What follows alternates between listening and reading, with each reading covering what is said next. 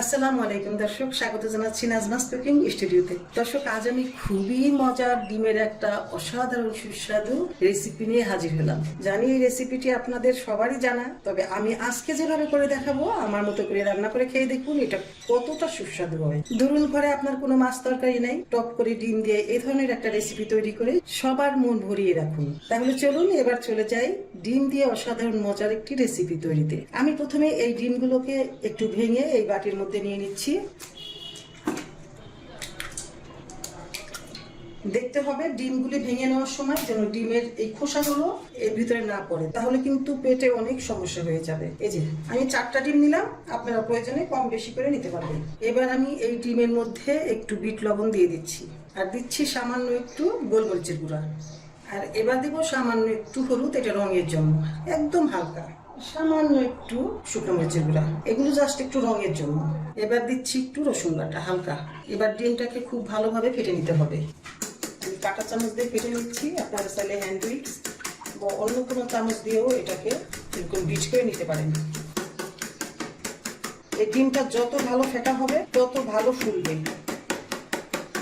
এই যে ফেটতে ফেটতে একদম উপরে এরকম ফোমি ভাব হবে। ডিমের কুসুম এবং সাদা অংশটা একদম পরিপূর্ণভাবে মিশে একাকার হয়ে যেতে হবে। খুব সুন্দরভাবে ফেটা হয়ে গেছে, দেখুন ফমি ফমি ভাব হয়েছে একটা। এবার যেটা করব সেটা আমি আপনাদের দেখাচ্ছি। আগে ডিমটা সরাই নিচ্ছি। এখানে আমি এই ধরনের একটা বাটি নিয়ে নিচ্ছি, মুকালা, একদম পানি নাই, কোনো শুকনা শুকনা করে মুছে নিয়েছি। এবার এর ভিতরে একটু তেল দিয়ে,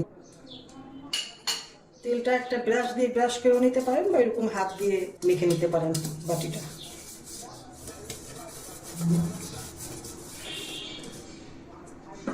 সুন্দরভাবে তেলটা মেখে নেওয়া হয়ে গেল। এবার আমি এই বিট করা ডিমটা এই বাটির ভিতরে দিয়ে দিচ্ছি। এবার আমি এই বাটির মুখাটা দিয়ে এটা মুখটা লাগিয়ে দিলাম। এখন এটাকে আমি ভাপিয়ে নিব। এই যে আমি পাতিলে এইটুকু পানি নিয়ে নিয়েছি, অন্য একটা পাতিলে যে এইটুকু পানি দিলাম। যাতে বেশি পানি দেওয়া যাবে না, পানি বেশি দিলে একদম পানিটা বলক উঠে ডিমের ভিতরে উঠে যেতে পারে। এভাবে একটু ভারী জিনিস দিতে হবে। এখন এই একটা ভারী জিনিস দিলাম, ঢাকন দিয়ে ঢেকে দিলাম যাতে দ্রুত ভাপে হয়ে যায়। প্রথমে চুলা জালটা জ্বালিয়ে আমি পানিটা বলক তুলে কমিয়ে রাখবো, একদম লোতে করে রাখবো চুলাটা। এটাকে আমি 10 মিনিট সময় ভাপিয়ে নিব। ফিরে আসলাম 10 মিনিট পরে। এবার আমি দেখি যে আমার ডিমের কি অবস্থা। চুলাটা অফ করে দেই। এবার এটা ঠান্ডা হোক, ঠান্ডা হলে তারপর আমি এটা খুলে দেখাবো। ডিমটা তুলে নিব। ডিমটা এখন এখান থেকে উঠিয়ে নিব। চারপাশটা একটু আনমোল্ড করে নিচ্ছি চাকুর চারপাশটা দিয়ে।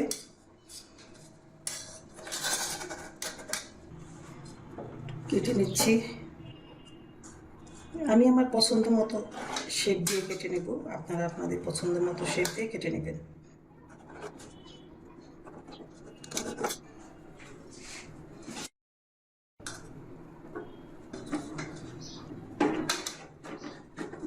আসলে স্টিলের বাটি হলে খুব ভালোভাবে উঠে যেত, যেহেতু এটা সিলভারের বাটি, যে কারণে এটা উঠানো একটু কষ্ট। যাক, তাও ভালো, সমস্যা নাই, উঠানো গেলেই হলো। ডিমটা তুলে নেওয়া হয়ে গেল। এবার আমি এই ডিমটা ভেজে নেব। এখানে আমি এই ডিম দিয়ে রান্না করে নেওয়ার জন্য কিছু আলু নিয়ে নিয়েছি। আলুটাকে আমি সিদ্ধ করে কেটে নিয়েছি। কিছু সময় আগে আমি এই কড়াইতে একটা ডিম পোস্ট করে নিয়েছি, এইটাতেই আমি ডিমটাকে ভেজে নিব। তাতে করে ডিমটা খুব ভালোভাবে ভেজে নেওয়া হবে। তেল দিচ্ছি।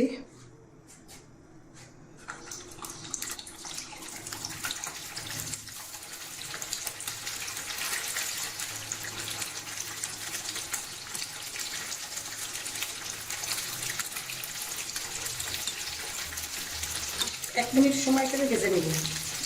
এই পাশ ও পাশ উল্টিয়ে পাল্টিয়ে 1 মিনিট সময় করে ভেজে নেব।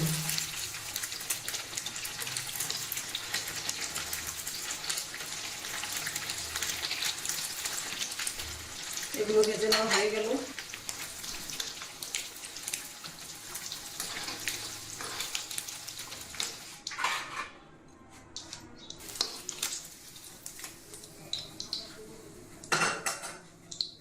যে আমি ডিমগুলো সব ভেজে নিলাম। এবারে তেলের মধ্যে এই আলুগুলো ভেজে নিব। আমি অল্প অল্প করে দিব, অল্প অল্প করে ভেজে নেব।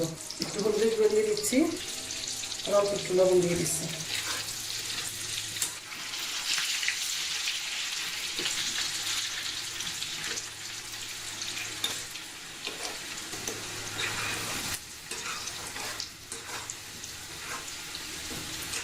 আলু কয়টা ভেজে নেওয়া হয়ে গেল, তুলে ফেলবো।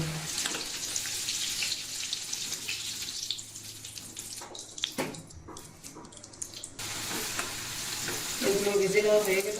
এভাবে করে আমি সবগুলো আলু ভেজে নেব। এখন ডিমটা রান্না করে নেওয়ার জন্য চুলায় একটা পাতিল বসিয়ে দিয়েছি। পাতিলটা গরম করে দিয়ে আমি তেল দিয়ে দিচ্ছি। প্রথমে 3 টেবিল চামচ পরিমাণ তেল দিয়ে দিলাম।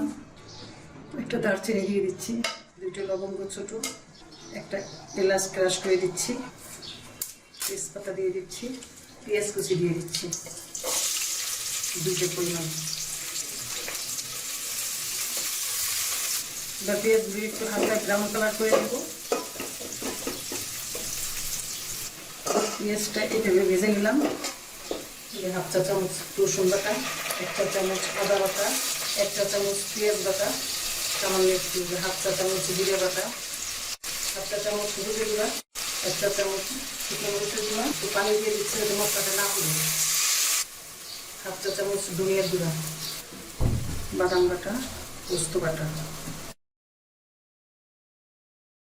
এবার মশলাটা খুব ভালোভাবে কষিয়ে নেব।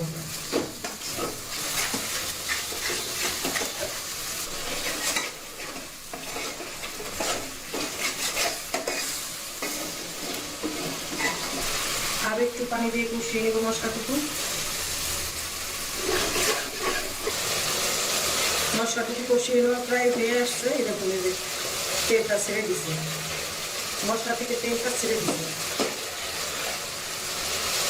এবার প্রথমে ভেজে রাখা আলুগুলো দিয়ে দিচ্ছি।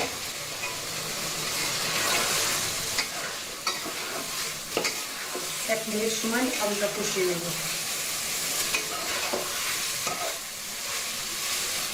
আলুটা কষিয়ে নেওয়া হয়ে গেল। এবার গরম পানি দিয়ে দেবো। টোটাল আমি 4 কাপ পরিমাণ পানি দিলাম। বলক তুলে নেওয়ার পর এবার আমি এই যে ডিমগুলো দিয়ে দিচ্ছি, ডিমের কুচিগুলো দিয়ে দিচ্ছি, নেড়ে নেব। এবার ঢেকে কিছু সময় রান্না করে নেব। ফিরে আসলাম 5 মিনিট পর। আমি লবণ দিতে ভুলে গেছিলাম, এখন লবণটা দিয়ে দিচ্ছি।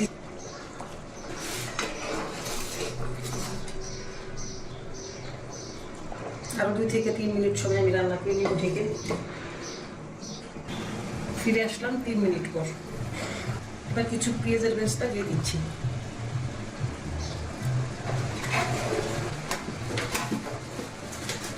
এবার চুলার লো হিটে এবার প্যানটা ঢেকে 2 মিনিট সময় রান্না করে নেব।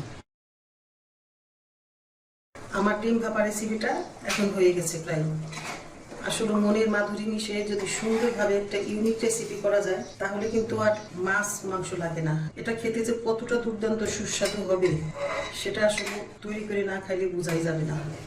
তৈরি হয়ে গেল আমার ডিম ভাপা রেসিপি। এবার জমিয়ে খাওয়ার পালা। দর্শক, আমার আজকের এই ডিম ভাপা রেসিপিটি যদি আপনাদের ভালো লাগে তাহলে ভিডিওতে একটি লাইক দিয়ে কমেন্ট সেকশনে কমেন্ট করে জানানোর জন্য অনুরোধ রইল। আর ভিডিওটি শেয়ার করার জন্য অনুরোধ রইল আপনার ফ্রেন্ডস এন্ড ফ্যামিলির মাঝে। এত সময় আমার পাশে থাকার জন্য আপনাদের অসংখ্য অসংখ্য ধন্যবাদ। ভালো থাকুন, সুস্থ থাকুন, গরমে নিরাপদে থাকুন। আল্লাহ হাফেজ।